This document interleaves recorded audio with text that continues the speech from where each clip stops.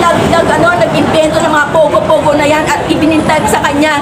Kasi po dahil sa atin, inalis niya ang mga tiwaling government officials, tiwaling mga opisyalis ng police at saka ng armed forces. Pahil sa atin.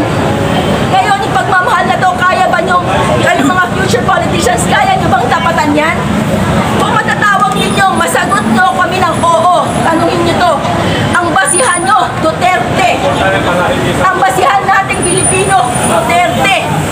Dahil so far, sila lang yung effective na nagbibigay ng servisyo at pagmamahal sa bayan nila. Saan ka makakakita ng isang politiko na iiyak siya in front of camera, not on cue? Dahil sa sobrang pagmamahal at pasasalamat niya sa ating lahat. Dahil nagpapasalamat tayo, yung ginagawa niya, nakakataba ng puso nila. Yan lang po mabibigay natin sa kanila. At sa bansa natin, napakagandang regalo ang isang Duterte sa bansa natin. At kung kayo yung Duterte, ganyan din puso nyo, okay, humabol kayo. Pero kung hindi mo ganon, please don't attempt. Huwag nyo pong kaming budulin ulit. Kayo mga Pilipino, hindi kayo kabudul-budol. Tayo'y mapagmahal na tao. Imagine nyo, Marcos, pinatawad natin siya. Tatanungin nyo kanina, there's a question about, will we forgive? And Sarah, VP Sara said, no, she's not gonna forgive. She said she's not gonna forgive him as a politician, maybe in that context. Of course, alam po niya, mas magaan sa kanya. Nakangiti siya, ibig sabihin, okay, that's gone. Pero para patawarin siya, to allow him to take office pa rin, that's not forgivable already. For herself as a Filipino, hindi niya yung aatinin because all of you is Sara Duterte. Okay, we may not be Sara Duterte, we are not PRRD, but we are her, we are fellow Filipinos, and she knows what's good for us. Ngayon, yung mga politiko na yan, tatandaan nyo, kapag namimili kayo, hindi sila boses, takbos, hindi sila boses. Po ha, ako po magito, alam ko po medyo hindi man maganda ang boses ko, meron kong kanta, kapag kayo napakabuti yung isang politiko, makakanta ito sa inyo ng bansa na mga kapwa ninyo, na para bang mahal na mahal. Ako po kapag po naiisip ko po si PRRD, nakikita ko yung nagawa niya, minsan nararamdaman ko yung pagmamahal niya. Ganun po, ayaw po ba ninyong ganun ang maramdaman ng mga constituents ninyo sa mga lugar ninyo, kayo mga politiko, lahat, pati tanod at mga barangay tanod and all of you. Hindi po ba bawat servisyo nyo na sana hindi money-based, kundi pagmamahal-based, kamukha ng mga Duterte? Hindi sila perfecto. Yung pagmamahal lamang po, tingnan nyo ang binungan niya. Nagising tayo, yung sinasabi na budol. Mapagmahal lang tayo pero hindi tayo nabudol.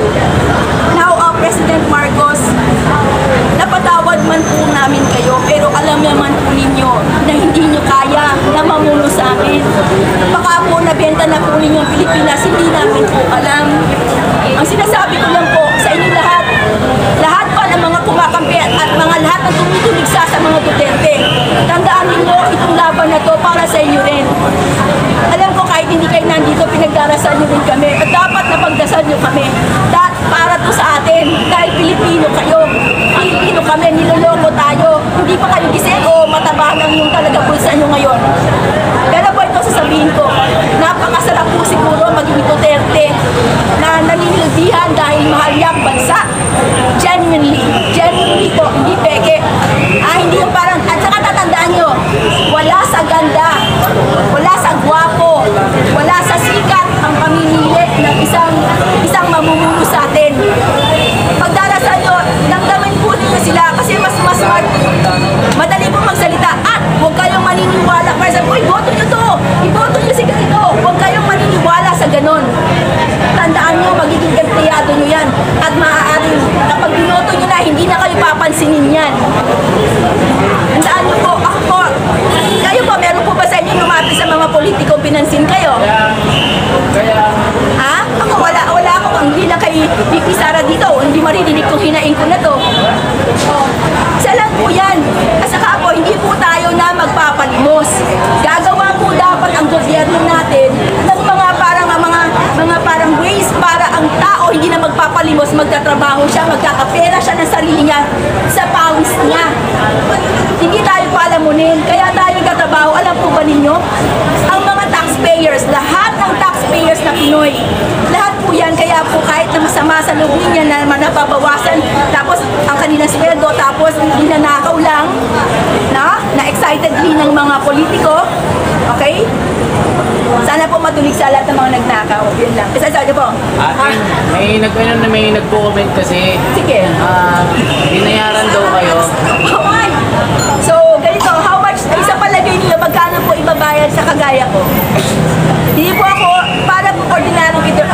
Lahat po naman, ako po biograd po ako ng UP Manila. Hindi po ako nagdoktor. Actually po, during the Duterte regime, I was offering my services during the COVID-19 because I know how to heal COVID without spending money. I can make Filipinos, I am not kidding. Anyway, ganito po yun. Ano pa po, you can ask questions, anything at all. Ang tanong lang po, ano po reaction niyo po sa itong yung kay Bangag na presidente siya, kasagsagan ng baha, di niya alam pa anong gagawin niya, kakamot ulo siya, tapos di niya alam gagawin. Yeah, actually alam nyo, akala nyo lahat yan parang malas tayo. No. Lahat, tandaan nyo, walang nangyayari dito hindi para sa ikabubuti. Kung saan kayo nakatayo ngayon, dyan kayo pinakamasaya. At tandaan nyo, papunta pa yung masaya pa. Yung mga nangyari na yon, hindi yun aksidente, those are blessings. Kamukha yun, malalaman ba ng taong bayan yung mga paniniwalaan ba sila nangangamot agad? Actually, yung iba ayaw pa nila eh. Like ako sa amin, sa pamilya namin, ako lang yung maka-Duterte dahil sila religious and all that. Yung mga Katoliko, ganun lang sinasabi nila, masama yan, masama ang bibig. No. For me, action speaks louder than words. Hindi kita i-judge sa sasabihin mo. Huwag ka magsalita ka, pero titingnan ko kung ano ang action mo. Madali magsalita. Madali ako magsasalita, pero makikita nyo, I cannot invent words. Yung mga sinabi mo, let's not always look back. Tatandaan nyo, always look now and forward and think positive. Yung dasal nyo na yan, you're helping VP Sara. Yung dasal natin dati, di ba nagdarasal pa naman tayo, sana gumanda ang Pilipinas, all that. Solution yan, kaya nga sa mga Marcoses, natatanggal na sila sa political natin. Alam na natin, yung mga yan, talaga naman pala. Hari-hari talaga. So now, we are wiser. Kahit naglibo, any questions at all? Isa ba po? Sige, any. Ano bang masasabi niyo po na magsasagawa po ng malaki ang pagtitipon na rally ang INC? IC, against us? INC. Is that Iglesia ni against? Cristo. Is that for us? To stop the impeachment of VP Sara. Okay. Alam po ba ninyo, for the longest time, the INC has they supported politicians. They supported the Marcoses. But I'm sure, ang mga namumuno ngayon lalo, is they're seeing the truth. Diba? Nakikita nila, and wala akong masasabi doon. I'm very thankful for all men of love. Pati yung mga anti-BTS na yan, hayaan nyo sila. Mahirap sa kanila ginagawa nila, kanya, diba? Compare sa inyo. Alam mo na mas famous itong case, yung ang cause natin kaysa sa kanila. Mahirap panindigan ang ginagawa nila. Kaya mahirap talaga kita natin. About the money, tanong mo dun magkano po sa palagay ninyo yung binabayad sa akin, sa babayaran sa akin, nakascript po ba?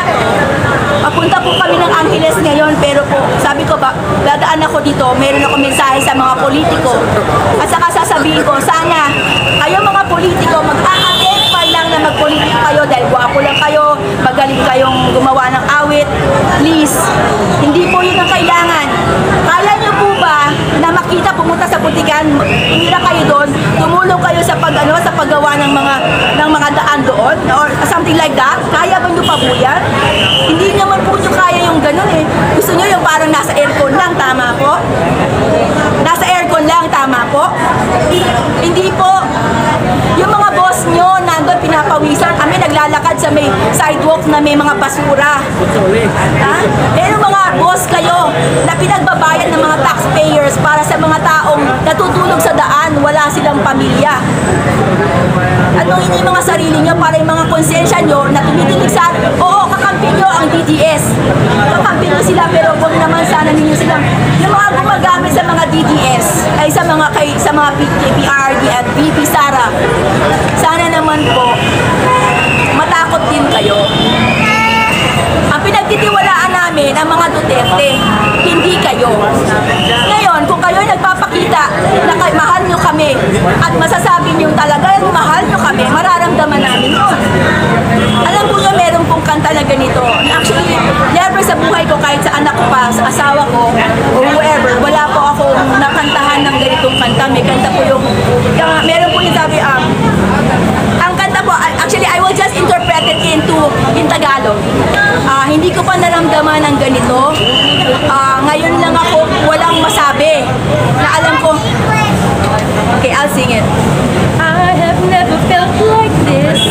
For once I'm lost for words. Your smile has grown me. This is not like me at all. I never thought I'd know the kind of love you show me.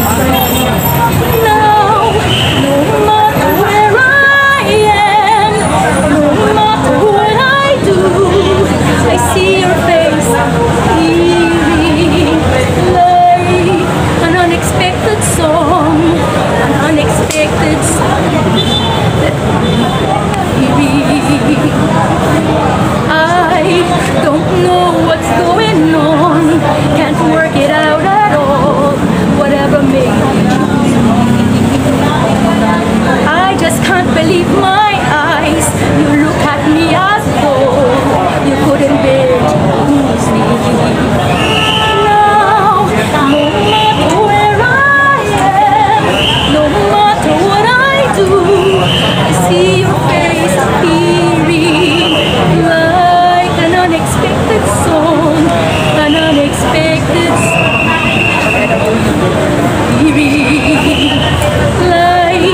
An unexpected song, an unexpected song that only we are hearing.